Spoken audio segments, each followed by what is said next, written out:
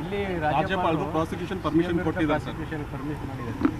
ನಾನು ನೋಟಿಲ್ಲ, ಅದು ಡೀಟೇಲ್ ನನಗೆ ಗೊತ್ತಿಲ್ಲ.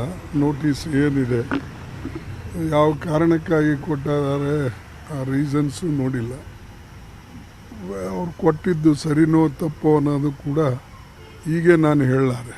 ಅದನ್ನು ನೋಡಿ ತಿಳ್ಕೊಂಡು ದೆನ್ ನಮ್ಮ ಲಾಯರ್ಸ್ ಜೊತೆಯಲ್ಲಿ ಕನ್ಸಲ್ಟ್ ಮಾಡಿ ಇದ್ರ ಬಗ್ಗೆ ಏನು ವಿಚಾರ ಇದೆ ಅಂತ ಹೇಳಿ ನಾವು ಕೇಳಿಕೊಂಡು ಮಾತಾಡ್ತಕ್ಕಂಥದ್ದು ಒಳ್ಳೆಯದು. ಎರಡನೇದಾಗಿ ಇದು ಎಲ್ಲ ಕಡೆ BJP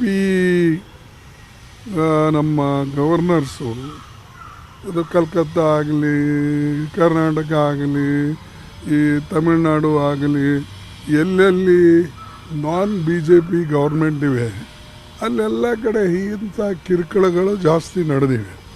ಅದಕ್ಕಾಗಿ ಅದು ರಿಯಲ್ ಆ ವಿಷಯ ಏನಿದೆ ಅಂತಕ್ಕಂಥದ್ದನ್ನು ತಿಳ್ಕೊಂಡ್ಮೇಲೆ ಮುಂದೆ ನಾವು ರಿಯಾಕ್ಟ್ ಮಾಡ್ತೀವಿ.